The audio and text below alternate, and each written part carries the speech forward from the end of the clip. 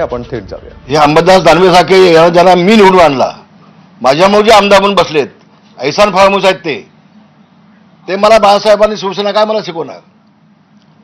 बाळासाहेब तर आमचं दैवत आहे, माझं दैवत आहे. आज देखील मी पूजेला बसतो तेव्हा बाळासाहेबांच्या पायावर डोकं ठेवतो. मी तुम्हाला खरं सांगतो, शपथ घेऊन तुळजाभवानीची. साहेब तर माझं दैवतच आहे, कुठं दुमत नाही त्याबाबत. पण रामदास कदम सारख्या ज्येष्ठ माणसाला हे का बोलावं लागतं. उद्धव ठाकरेंनी यावं ना माझ्यासमोर हिंमत असेल तर ते नाही सांगावं, असं घडलं नाही. हे उद्धवजींनी सांगावं, मग मी त्याला उत्तर देईन.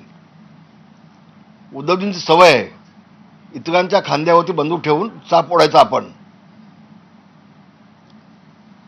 आता ती घाटगे म्हणून त्यावर्षी माझ्याकडे आली होती, उपनेता शिवसेनेची. तिने मला सांगितलं, रामदास भाई मला उद्धवजींनी इतका टॉर्चर केला की तुम्ही रामदासांवरती बोला, तुम्ही रामदासांवरती बोला. ती म्हटली मी काय बोलू, तो ज्येष्ठ नेते आहेत म्हणे. मी तुमच्यावरती बोललो नाही म्हणून त्यांनी शेवटी माझं ते पद काढून घेतलं उद्धवजींनी.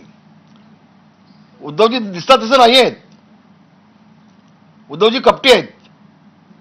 आणि मी सांगतो, 2 दिवस शिवसेना प्रमुखांच्या बॉडीचा छळ उद्धवजींनी केला. हे पुन्हा मी आता जबाबदारीने बोलतोय, खूप जबाबदारीने बोलतोय. होऊन जाऊ दे एकदा, उद्धवजींची आणि माझी नाकोटीस होऊन जाऊ देत. दूध का दूध, पाणी का पाणी होऊन जाऊ देत. आणि तुम्हाला आज सांगतो, मी सगळ्या तुमच्या माध्यमातून महाराष्ट्र जनतेला सांगतोय, मी कधी खोटं बोललो नाही, कधीच खोटं बोललो नाही.